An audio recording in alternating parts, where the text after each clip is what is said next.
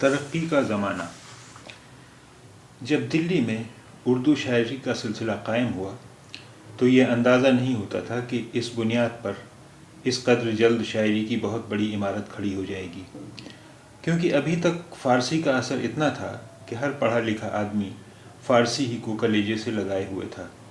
دوسرے یہ کہ زبان میں بھی اتنی صلاحیت نہیں پیدا ہوئی تھی کہ اس میں ہر قسم کے اعلیٰ درجے کی شاعری پیدا ہو سکے۔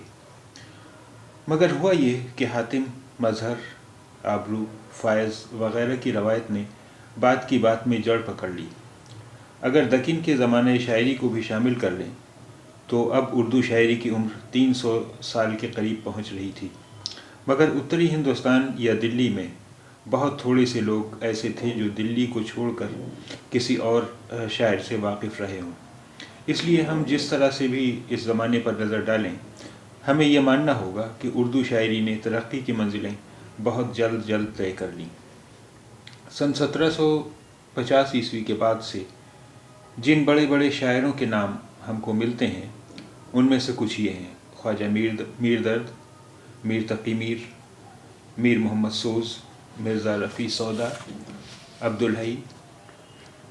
عبدالحی تاباں، قیام الدین قائم جانپوری اور انعام اللہ یقین۔ یہ سب شاعر بہت اہم ہیں اور تاریخ ادب میں ان کا مقام بہت بلند ہے، لیکن درد، سودا اور میر اپنی الگ الگ اہمیت رکھتے ہیں۔ میر آسانی سے کسی کی تعریف نہیں کرتے تھے، بڑا شاعر ماننا تو بڑی بات ہے۔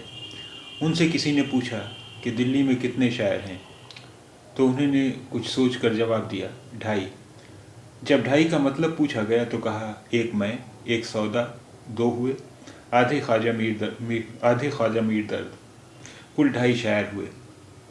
اس شخص نے کہا: اور سوز کے بارے میں کیا خیال ہے؟ فرمایا کہ سوز بھی شاعر ہیں۔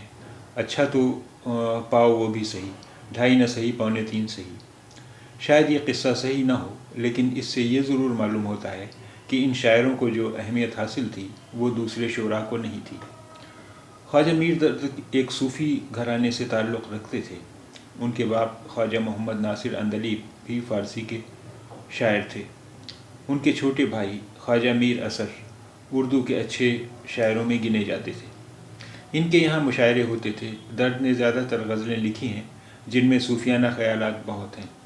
ان کی زبان بہت میٹھی اور خوبصورت ہے۔ دیوان کئی بار چھپ چکا ہے، جس کے دیکھنے سے معلوم ہوتا ہے کہ درد ایک سچے اور بڑے شاعر تھے۔ فارسی میں شعر لکھنے کے علاوہ انہوں نے کئی کتابیں بھی اس زبان میں لکھی ہیں۔ دلی میں سن 1775 عیسوی میں انتقال ہوا اور وہیں دفن ہوئے۔ مرزا محمد رفیع سودا کے باپ دلی میں تجارت کرتے تھے اور ان کی گنتی وہاں کے دولت مندوں میں ہوتی تھی۔ اس لیے سودا نے اچھی تعلیم پائی اور خوشحالی کی زندگی بسر کی۔ دلی کی حالت اچھی نہیں تھی، مگر سودا کو اتنی پریشانی نہیں تھی۔ ان کے تعلقات بادشاہ سے بھی تھے اور بڑے بڑے امیروں سے بھی، مگر جب دلی رہنے کے قابل نہیں رہ گئی تو وہ بھی نکلے اور فروخ آباد اور ٹانڈا کے نوابوں کے یہاں چلے گئے، جہاں ان کی بہت عزت ہوئی۔ اودھ کی حکومت بھی قائم ہو چکی تھی، اگرچہ اصل میں وہ حکومت دلی کا ایک صوبہ تھی، لیکن یہ ماتحتی برائے نام تھی۔ کچھ دن پہلے یہاں سے نواب شجاع الدولہ نے سودا کو بلایا تھا، مگر وہ نہیں گئے تھے۔ اب مجبوراً لکھنؤ کی طرف چلے۔ شجاع الدولہ کا انتقال ہو چکا تھا اور ان کی جگہ آصف الدولہ گدی پر بیٹھ چکے تھے۔ لکھنؤ میں بھی سودا کی آوبھگت ہوئی۔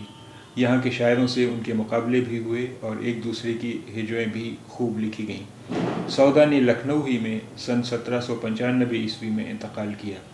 وہ ان شاعروں میں سے تھے جو ہر قسم کی شاعری میں کمال رکھتے تھے: غزل، مثنوی، قصیدہ، مرثیہ، ہجو، رباعی، پہیلیاں۔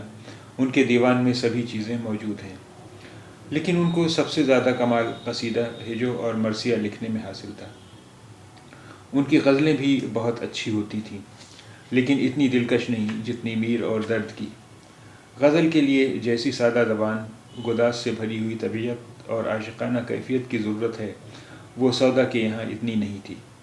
قصیدے البتہ وہ شاندار لکھتے تھے۔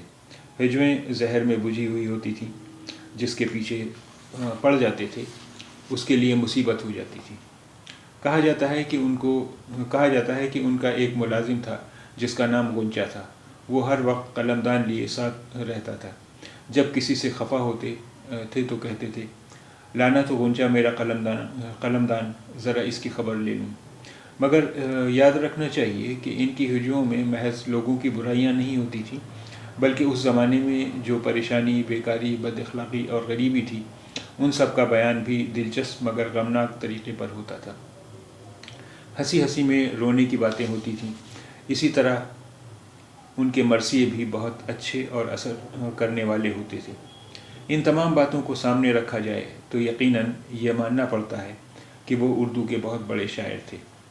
اس زمانے کے سب سے مشہور غزل گو میر تقی میر ہیں، جو آگرہ کے رہنے والے تھے۔ ان کے باپ جو میر علی متقی کے نام سے مشہور تھے، صوفی قسم کے آدمی تھے۔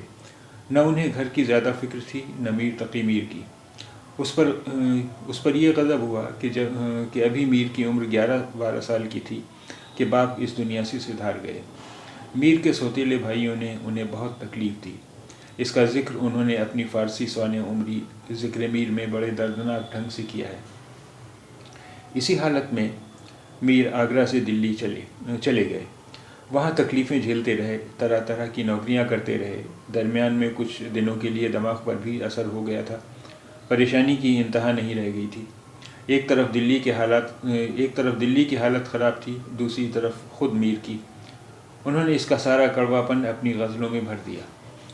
ان کی زبان لوچدار اور اثر کرنے والی ہے۔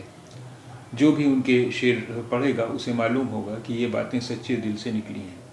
ان کے مزاج میں غم بھی تھا اور غصہ بھی، اس لیے وہ بہت نازک مزاج ہو گئے تھے۔ جب دلی میں گزرنا ہوا اور انہیں بھی مجبوراً لکھنؤ آنا پڑا تو یہاں بڑی آؤ بھگت ہوئی۔ آصف الدولہ نے اپنے برابر بٹھایا، مگر کسی بات پر میر اس طرح بگڑے کہ پھر دوبارہ نہیں گئے۔ سن 1810 عیسوی میں لکھنؤ ہی میں انتقال کیا۔ میر نے بھی غزلوں کے علاوہ قصیدے، مثنویاں، مرثیے، رباعیاں اور دوسری طرح کی نظمیں لکھی ہیں، مگر ان کی اصل شہرت غزل کی وجہ سے ہے۔ مثنویاں بھی بہت اچھی اور پر اثر ہیں۔ نظموں سے اس زمانے کی عام حالت معلوم ہوتی ہے اور میر کے سمجھنے میں مدد ملتی ہے۔ میر کے 6 دیوان ہیں۔ ان کے علاوہ فارسی میں 3 کتابیں ہیں۔ میر کو تمام بڑے بڑے شاعروں نے زبان اردو کا سب سے بڑا غزل گو مانا ہے۔ محمد میر سوز بھی دلی کے اچھے شاعر تھے، مگر دلی میں رہنا ممکن نہ رہا تو لکھنؤ آئے۔ کچھ دن ادھر ادھر رہے، پھر آصف الدولہ نے انہیں اپنا استاد بنا لیا، مگر تھوڑے ہی دن یہ اطمینان حاصل ہوا کہ مر گئے۔ آصف الدولہ خود اردو کے بہت بڑے شاعر تھے اور شاعروں کی عزت کرتے تھے۔ ان کا کئی 100 صفحوں کا دیوان موجود ہے مگر چھپا نہیں ہے۔ وہ زیادہ تر غزلیں لکھتے تھے۔ دلی کے دوسرے شاعروں میں تاباں، فغاں، مضمون، ممنون، میر خاسق، میر زاہد یقین اور قائم بھی بہت مشہور ہیں۔ ان میں سے فغاں اور میر زاہد اودھ چلے آئے تھے۔ بعد میں فغاں پٹنہ چلے گئے اور وہیں ان کا انتقال ہوا۔ جن شاعروں کا ذکر ہوا، اگرچہ ان میں سے زیادہ تر دلی چھوڑ کر اودھ کی طرف چلے گئے، لیکن ان سب شاعروں کو دلی ہی کا سمجھا جاتا ہے، کیونکہ ان کی عمر کا بڑا حصہ وہیں گزرا تھا۔